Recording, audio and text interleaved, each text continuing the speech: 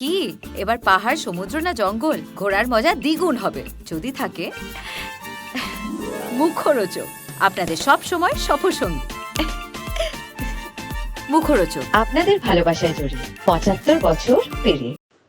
আশাজি আমাদের জীবনের একটা কি বলবো, মানে আমাদের আমাদের সমগ্র সাংস্কৃতিক জীবনের সুর এবং সঙ্গীতের সমস্ত বিষয়ে উনি দেবী ছিলেন। মানে আমার মনে হয় এরকম নক্ষত্ররা মানে মহাকাশ থেকে হয়তো কখনো কখনো খসে পড়েন, তার মধ্যে উনি একজন ছিলেন। অবশ্যই জানতাম ওনার শরীর ভালো নেই, উনি হয়তো চলে যাবার সময় হয়েছিল, কিন্তু চলে যাওয়াটা কখনোই এই শিল্পীরা বা এইরকম ধরনের স্রষ্টারা কখনো চলে যান না বলে আমার মনে হয়।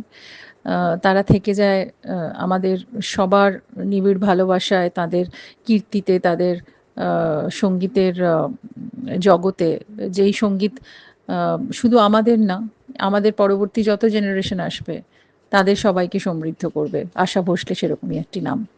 আমি খুব বলব যে আমি প্রিভিলেজ যে আমার আমার অনেকগুলো প্লেব্যাক আশাজি করেছিলেন এবং বেশ কিছু গান আমি লিপ দিতে পেরেছিলাম ওর মহান স্রষ্টার গলায়। তো সেটা আমার কাছে একটা খুব বড় পাওনা এবং পাওয়া। আর ওনার সঙ্গীত জগতের একটি নক্ষত্রপতন হলো, কিন্তু উনি আমাদের যা দিয়ে গেছেন, আজকে ওনার ৯২ বছর বয়স অবধি উনি যেভাবে গেয়ে গেছেন, উনি যেভাবে এন্টারটেন করে গেছেন, মানে she was a real entertainer. এবং এন্টারটেনমেন্টের লাস্ট ওয়ার্ড হচ্ছে আশা ভোসলে।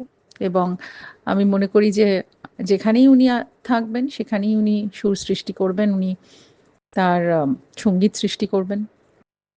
তাই আশাজিকে আমার সশ্রদ্ধ প্রণাম এবং ওনার আত্মার শান্তি কামনা করি। এবং আমাদের পৃথিবীতে আবার অপেক্ষা করব আবার কবে আরেকজন আশা ভোসলে আসবেন।